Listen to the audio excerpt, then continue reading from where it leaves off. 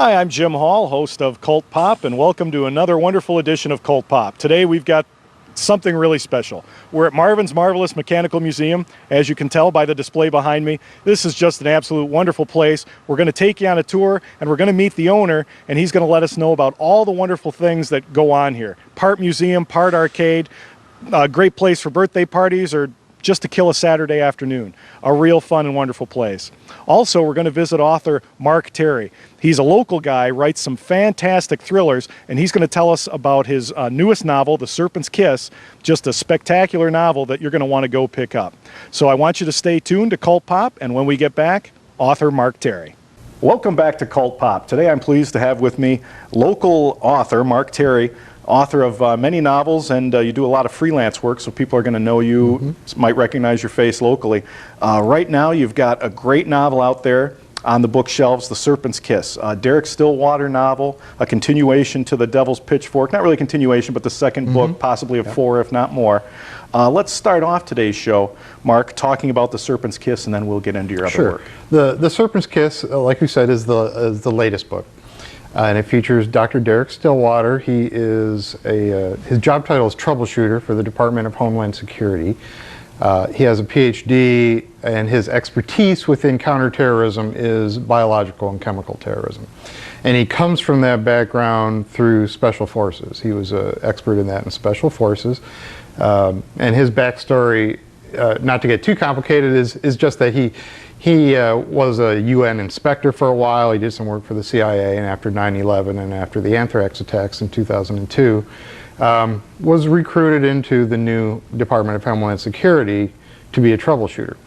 And in this case, it starts right off with a sarin gas attack here in Detroit at a small restaurant over by Henry Ford Hospital, which is where I used to work for quite a long time.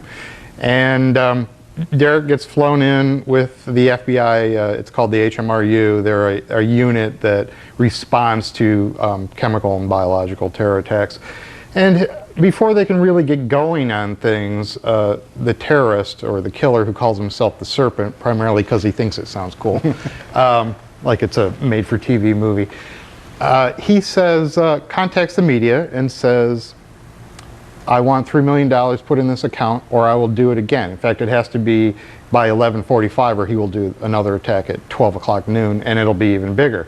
And right away, Derek, working with a local FBI agent, Jill Church, is pretty much on the run. We have to find out who this guy is, or at least where the attack is, to stop it. So that's, in a nutshell, is The Serpent's Kiss. Well, Mark, The Serpent's Kiss is an just a page-turner, action-packed thriller, and it, all your novels, in the Derek Stillwater sense, or at least these first two, they're not taking place over days or weeks, or they're taking place over hours. So the action is boom, boom, boom, boom, boom. When you read The Serpent's Kiss, you get the feeling when you're reading, you've got to keep on reading because you want to know what's going on. So I like the fact that there's such action-packed novels, but I also like the science and the knowledge you're bringing behind it. Tell us a little bit about your previous life, if you will, and the knowledge that you're bringing to your novels. Sure. Well, I received a bachelor's degree in microbiology and public health from Michigan State, class of 1986. I worked, while I was at State, I worked in diabetes research, I worked in an animal health diagnostic lab, and my first job out of college was in infectious disease research, primarily working on rabbits, but we were working with on spinal meningitis research. And I did that for a little while. That was sort of a temporary job, and then I worked in a clinical genetics lab for about 18 years before I turned to writing full-time. So I have probably an unhealthy interest in biological and chemical terrorism, but I kind of come by it naturally as well. You mentioned that on your website, and I like that. Well, one of the things I loved about The Serpent's Kiss is, unlike a lot of thrillers out there, it really rang true, and I think because of some of the science you're bringing to it, and the knowledge with the sarin gas attacks in particular, what needs to be done, what amount of sarin component is going to do this and cause that. I really like that. It made it ring more true. Well, it's scary to me. Yeah, oh, it's horrifically scary. That's what's so fabulous about the novel, that it's so terrifying what could possibly happen. The truth of terrorist attacks, I think we're lucky, is that it's probably easier to make bombs or to hijack planes. Although as the anthrax attacks, the letters in, I believe they were early 2002. I don't know if they carried over into 2001.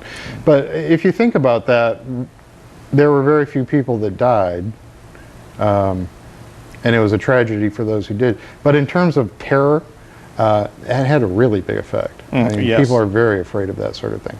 And even over in Iraq right now, some of the insurgents are utilizing their own version of chemical terrorism by using chlorine gas and tying it into their regular munitions, and just to make things worse, I guess. So it's out there, you know, and they've never caught the anthrax guy. So whoever it was that did those, that's 5-6 years later, it's still an unsolved, still out there, still terrifying. Case, yes. With the serpent's kiss, that terror you're talking about, the fear, you can really feel, you know, that everybody, just the local people, when they're starting to hear on the news how serious this is and what's going on, you can feel the fear throughout the characters. Yeah, well, there's two elements that I like. One is what scares you, what scares you, what scares me, and I think typically writers, when they're writing fiction, tend to veer a little bit toward what bothers them or interests them, and I, as much as anybody else, maybe more than others, is I fear the death by sickness or death by something like a gas. You can't smell it, taste it, see it. Sure, just out of nowhere. Or disease. And the other element I want to bring to that is that Derek is not your classic action hero. He has special forces training, but he's pretty terrified of this stuff. He feels very much like he's kind of caught a tiger by the tail, and he can't quite let go. And he's convinced himself in a really fatalistic way that he's going to die by this. Right. And he may very well. You'd have to read the books and find out. But I mean, that's part of my wife read the book, The Devil's Pitchfork, the first of the series, recently, and said, you know, he's really twitched out. He's just seen too much. And I thought, yeah, in a way he has. You know what I like, Mark, is Derek's character in the book a couple of times. When you and I were talking prior to this interview, saying the fact he's a wild card. But what I like is he's a real hero, or a real focus, a character to really love and want to read about, because there's different high tension situations. Instead of he boldly goes in and does, on occasion he does that, but also you mentioned at one point he's trying to disarm something and his hands are shaking and he's nervous and he's terrified. And I think there's a real human element to him. He's more of a person that I can really believe in than a lot of characters you read, than a James Bond or things like that. He's a very purposely. And I think it's in The Serpent Kiss where at one point she says something about, where do you want to be? And he says, I want to be on a beach somewhere else. I'd prefer you were here. Right. You know, and that happens at one point. He's in the Devil's Pitchfork fairly early on. I'm not sure if you've gotten to that. He has to go into a hot zone, which is basically where there's a level 4 biological agent, this virus. And it's a crime scene, and he's just physically ill. He's having panic attacks before going in, and the woman he's working with is like, you shouldn't be going in there. And he's like, it's just stage fright. He says, I'm going in. So even though this is his job and he's used to the action, he still gets terrified. Yeah, exactly. I think a psychologist told him at one point in his career, you know, you spend your entire career looking through the gates of hell, you're going to be a little flaky. And fear is a pretty reasonable thing. And I as a writer, I've been fascinated. I mean, in real life, I'm a writer. I worry about paper cuts, right? But in real life, there's a lot of people, soldiers, firemen, police officers, that put themselves in harm's way. It's their job. And presumably, unless they're lunatics, they're facing some fear. I mean, firemen, when a building catches on fire, we leave. The firemen go in there. That's a strange job. What kind of person does it take to do that? What kind of person does it take to go into a level 4 security suite, knowing that you only have to make one mistake on your job, and you're done, to kill you? Well, you know, a lot of it is these are people that think these things need to be done. They find satisfaction, but they need it to be done. Well, Mark, I got to tell you, the Derek Stillwater character is already one of my favorites now. I'm looking forward to the 3rd and the 4th and hopefully 5th and 6th and however many you decide to write. I want to touch a little bit more on the Serpent's Kiss before we leave that, and talk about the fact, what I thought was really neat is the fact that so much of it is 95% of the book takes place here in Michigan, and you did such a great job of just bringing home the Detroit area and the Metro Detroit area, and I thought that was how many major books, unless it's an Elmore Leonard and things like that. Or and Lauren really, Esselman, right. There's a couple of us around here. But Lauren still focuses on Metro Detroit, but Elmore Leonard doesn't as often focus on Detroit as he used to. I really think you brought it home with the Detroit feel and all that, and I just assumed all of Derek Stillwater's novels were going to take place. Well, and then realizing now that I'm reading Derek his first. lives on a boat in the Chesapeake Bay, so he's close to Washington, D.C., but he goes anywhere he's sent. Although, as you may have noticed in The Serpent's Kiss, he actually wanted to go somewhere else. So the first book, The Devil's Pitchfork, pretty much takes place in and around Baltimore and Washington, D.C. The Serpent's Kiss takes place, almost all of it, right here in Detroit. And I've lived in Michigan my whole life, and I worked in the city for 18 years, so I'm pretty familiar with it. Was that fun for you then, to be able to bring the little nooks and crannies? And I used to have lunch at that restaurant periodically, because it was right across from the hospital where I used to work, and we did have kind of a lunch club, not a breakfast club like there is in there. And, now the question is, are you still allowed in there after the horrific scene that you caused? I don't know. In the novel, a horrific scene starts the novel in this particular restaurant we're mentioning. So I'd be careful about the lunch special, I guess. Right. And then the next book, which will be out, it's called Angels Falling, will be out. It takes place predominantly in Denver, or actually Colorado Springs. So it's and the fourth book, which I'm just wrapping up, would take place in LA. So the idea is wherever he needs to go. I've got a story idea that might take him to Russia. I haven't decided, and I haven't decided what I'm doing next with Derek. But at the moment, we've got Baltimore, Detroit, and then we'll be going to Colorado. Third one is Colorado. I really like the character, and as I mentioned to you off camera, I could really see this being made into a movie franchise. I really think the Stillwater character is a real, just a wild card. I keep on using that term because he's out there, but he's also Homeland Security. We really haven't seen that in films and stuff. Yeah, well, your lips to Spielberg's ears, I guess. Let's hope. We've had a lot of nibbles. We've had film scouts reading both of them. No bites yet. We've got a Hollywood agent who's specifically marketing it to producers. And we'll see. I mean, a lot of that in Hollywood. I mean, it gets shifted around. I mean, people do option books, so we'll see. It's all cyclical, and a tremendous amount of money is put out to make a movie. So people are, as much as sometimes we think that they option anything, if you're going to pony up $75 million, you're going to be a little picky about what you do. So we'll see. I mean, I'm hoping somebody would. I think it'd be exciting. I spend a fair amount of time, who would be a good Derek? Who would be a good, very quickly, just who would in your mind? Clooney would be just about George perfect. Clooney would be perfect. If Matt Damon is done with his Bourne movies, I think he would be excellent. I always thought in The Devil's Pitchfork, I would love to see Ben Affleck and Matt Damon play off each other as the good guy and the bad guy. And frankly, I think they could be either part. I wouldn't mind seeing Matt Damon as a bad guy, to be honest with you. I guess he's done it once or twice, but yeah, that's interesting. People have told me that what you would be looking for as an actor is somebody who not only can do the physical things, but come off as kind of very smart. Right. And this would be really playing against type, which would be Tom Hanks, who's actually too old for the role and doesn't seem to do action films. But I thought, that would be really interesting, though, just to see someone like him do a kind of an action role like that. I certainly hope we get to the point where I'm talking to you a couple of years from now, and you're on another interview, and you're telling me, well, so-and-so is playing the role, because it's well worth it. Well, it would be fun. Now, Mark, for the people at home that are tuning in saying, God, this guy's really interesting, I didn't quite get the name of this book or that book, I want to do it, let's give them your website. The website has all the stuff you could possibly want. Tell the folks on your website. Including a Derek Stillwater short story, if you want to get a taste, called 11 Minutes. My website is www.markterrybooks.com.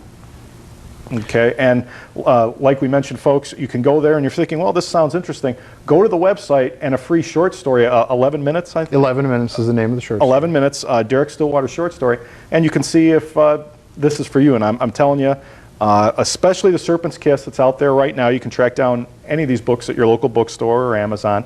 But The Serpent's Kiss, real great thriller because a lot of it's local, so you really get that terror feeling because, my God, these are places I may have been. These are Wayne State University. Some of the terror goes there. We've all been on the Wayne State campus.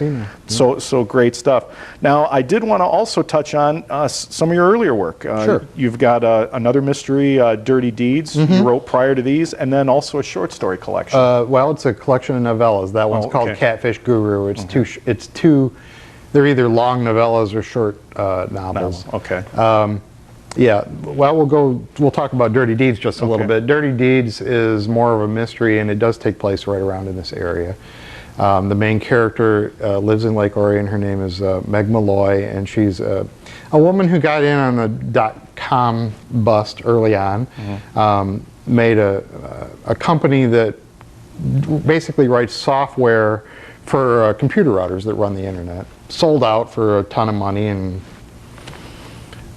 gets sucked into, she does jobs that she wants to do, and in Dirty Deeds gets kind of sucked into a TV evangelist website crashes with all of his financial data, and she gets pulled in to see if she can do a forensic data recovery, and pretty soon she gets involved in this web of kind of organized crime and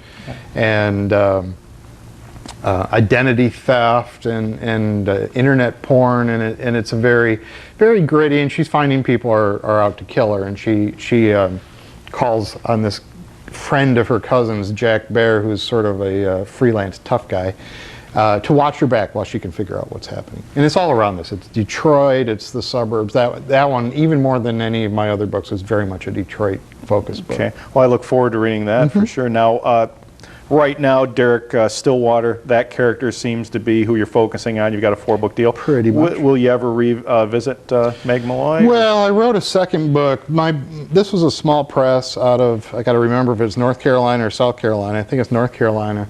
And I had written a second one, and they decided to change directions. They were really working with. Initially, they started off as sort of regional publisher, and then they branched out into mysteries a little bit, and they just decided to change their focus. So it was very nice. It was an amicable splitting of ways, and I had written the follow-up, and my agent marketed it a little bit, but people were feeling in the publishing industry like it was a little hard to start off. People in the publishing industry want to start off at the beginning with the series. So maybe someday. My agent really likes it, but you might revisit that character. I feel a little bit like maybe I moved past her into a different kind of book. I mean, she's very likable. People liked the books quite a bit. But Derek right at the now moment is sort of the franchise. Derek's who you're following, and a great character to follow. We've got to wrap up our segment here, but let's revisit. The Derek Stillwater series is out there right now. You might have seen at the local bookstore that you go to, The Serpent's Kiss, probably on the bookshelf right now. If you want to pick that up, that's Detroit-based, great action. Derek Stillwater, you're going to love the main character. Then go and pick up The Devil's Pitchfork, the first novel in the series, really enjoyable. If you want just a straight hardcore action kind of mystery, Dirty Deeds. And again, remind the folks, the 3rd book coming out in the series? 3rd book is at this point scheduled for May of next year, called Angels Falling.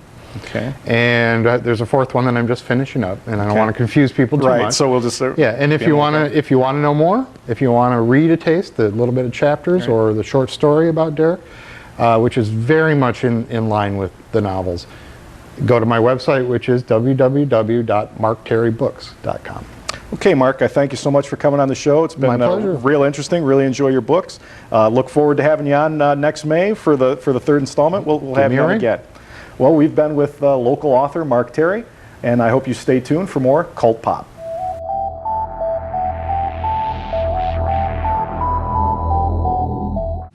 I've got a real treat today, folks. I'm at Marvin's Marvelous Mechanical Museum, and let me tell you, it's one of the coolest places for a young kid or an adult to visit. Part museum, part arcade, part day fun. I'm with Jeremy Yagoda, the owner of Marvin's Marvelous Mechanical Museum, a mouthful. What a wonderful place you have here. Tell the folks at home a little bit of the history. Well, this was originally Tally Hall. It was a huge enclosed food court that opened in 1980, and we started with just a couple machines in the corner, and we slowly took over quite a bit of the food court. That was open from 80 till 88. They closed down to redevelop the mall, and we reopened in 1990, and we've been here ever since. Marvin's Marvelous Mechanical Museum, 4 words, hard to say, but a great place. Hard to describe. It's not it's not just a arcade. It's not just a museum. It's a place you can have parties. It's a place kids come to as a typical arcade, but it really is a whole lot museum. Tell us about the museum part of Marvin's Marvelous Mechanical Museum. It's a place for people of all ages. It's really a sensory overload. We have parts of Detroit memorabilia like old Nizer Brothers 5 and dime stores hanging up, old magic posters from the early 1900s from famous magicians, all the way up to your most modern video games and kiddie rides. We have lots of circus memorabilia. Just there's a little bit of everything in here to amuse everybody. Jeremy, for an adult like myself and for kids, there's going to be 2 different attractions. The kids are going to love a lot of the little rides you've got, but they're going to love the modern games. You've got all the modern games, all the cool stuff. The great place about the museum is that when I come, if you bring kids, the kids can go one place and the adults can walk around and just soak up the flavor of all the old-time memorabilia, all the old-time games. But the attractions, I love so much things like the Cardiff Giant, I don't know if you call it a game or attraction, the Fear of Spiders, Ask the Brain. Tell us about some of those. The Cardiff Giant was one of P.T. Barnum's greatest hoaxes of all times. On his farm, he was digging a well with his friends, and he dug up this statue, which he's planted a little bit before. But it was simply just the greatest hoax because it was supposed to be some lost giant race. People knew it was a fake, but he still made a fortune touring it around the world at a nickel a head for years. But people were so starved for entertainment back then, they still came and saw it.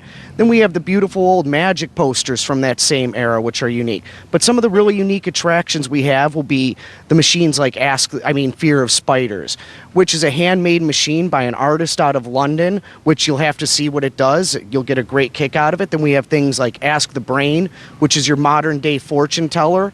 He looks so realistic, it's unbelievable. You look under his fingernails, you see all the dirt. He talks to you, he gets a little bit of an attitude with you at sometimes. Ah, what do we have here? A human seeking advice from the brain? Well now, let me ask you a question first. Do you have any idea what it smells like in this booth after a corn dog? Ho, ho, ho. Jeremy, you and I were talking off camera earlier, and there's a misconception about one of your favorite pieces there. Everybody comes and says, oh, I recognize this from a movie, and I remember that in the Tom Hanks movie. And it's not exactly, and you know what I'm talking about, the fortune teller. Tell us a little bit about the background of that. That's Zoltar the fortune teller. Everybody thinks it's Zoltar, which was from the movie Big, was a real machine, and they think we have it. But anytime anybody sees a fortune teller, they think that it's the one from Big. What we actually have is Zelda, which is a true old fortune teller from the 40s. She does a little trick over some mystical cards and dispenses your fortune. The one from the movie Big was never really a machine. It was just created for that movie. So you guys haven't seen that one anywhere, but you need to come and see Zelda to find out your future. Let me tell you, Jeremy, a lot of my friends say Zelda's right on with her fortune-telling abilities. So folks at home, you got to check this place out and see what she has to say. I wanted to touch on something I love. It catches my eye every time we're inside there, and that's the giant posters in the back of the building. Tell us about those. Those are all authentic posters from the 30s and 40s from magicians that would travel around. When they would come into town, they would put those billboards up on the side of barns and things like that. We have the largest collection on display in the world for the public of magic posters. Those are all authentic originals, not reproductions or anything. And it's just amazing to see how massive they were, the brilliant colors that they used back then, because those weren't printed on laser printers or anything like that. They were just made by hand and stone-carved printings back 70, 80 years ago now. How big are some of those? At least 8 by 10 feet, 6 by 8 feet? Something? Oh, yeah. I mean, they're monster. They're full billboard size. I really don't even realize the exact measurement. They're just gargantuan. They have to be seen to be believed. They're in the back corner, just hanging up for everybody to enjoy. Jeremy, another one of the great features of Marvin's Marvelous Mechanical Museum is the self-playing orchestra, a really, really unique item. Oh, it's an absolutely amazing piece. It's truly a one of a kind. There's over 90 instruments, all self-contained, that actually play. It plays anything from your classics, from jazz, Take 5 by Dave Brubeck, all the way up to some of the most modern music out there. Every instrument actually plays is what's unique. A lot of machines like that will simply look like they're playing and have a music track behind them. It's something that you have to come in to see to believe. There's thousands of songs in there. We use it to play Happy Birthday for all of our birthday parties that we have in there. And just as you're going throughout the day, it just plays random music. We put songs in there for everybody to enjoy. And it's one of those things, when you see it, you just have to stop and stare at it because you've never seen anything like it before. Jeremy, I mentioned to you off camera that the first time I ever came here, one of my good buddies said, when you come to Marvin's Marvelous Mechanical Museum, be sure to look up. Tell us what that means. There is something everywhere. We are 5,500 square feet, and every square inch of this place is covered with something.